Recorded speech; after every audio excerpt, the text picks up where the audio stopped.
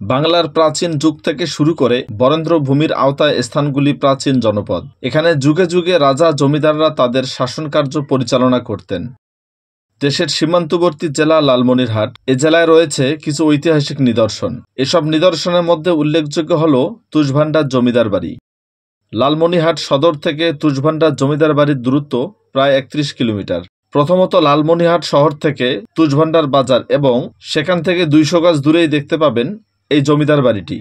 তুষভান্ডার জমিদার বাড়ি রংপুর বিভাগের লালমনিরহাট জেলার অন্তর্গত কালীগঞ্জ উপজেলার এক ঐতিহাসিক জমিদার বাড়ি। প্রায় 400 বছর আগে এই জমিদার বাড়িটি প্রতিষ্ঠিত হয়। এই জমিদার বাড়ির প্রতিষ্ঠাতা ছিলেন মুরারিদেব ঘোষাল ভট্টাচার্য। তিনি ছিলেন একজন ব্রাহ্মণ। মহারাজা প্রাণনারায়ণের শাসন আমলে তিনি 24 পরগনা জেলা হতে কুচবিহারে আসেন রসিক রায় বিগ্রহ নিয়ে। তখনকার সময় ধর্মীয় কাজের জন্য ভূমি দান করার প্রথা ছিল। তার পরিপ্রেক্ষিতে রাজা তাকে বিগ্রহ পূজা করার জন্য 9টি মৌজা দান করেন, কিন্তু তিনি তা ভোগ করতে আপত্তি জানান, কেননা তিনি ছিলেন একজন ব্রাহ্মণ। পরে অবশ্য রাজাকে সেই সম্পত্তি ভোগের উপর খাজনা নেয়ার জন্য বলেন। রাজা রাজি হলেন, তবে খাজনা হিসেবে ধানের তুষ নেয়ার জন্য, যার ফলে খাজনা স্বরূপ কুচবিহার রাজ্যকে ধানের তুষ দেয়া লাগত।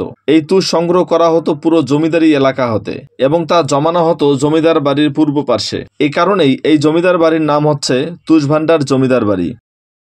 এই জমিদার বাড়িটি যে থানায় অবস্থিত, অর্থাৎ কালীগঞ্জ থানায়। এই কালীগঞ্জ থানাটির নামকরণ করা হয়েছে এই জমিদার বংশের এক জমিদারের নামে। তিনি ছিলেন জমিদার কালীপ্রসাদ রায় চৌধুরী।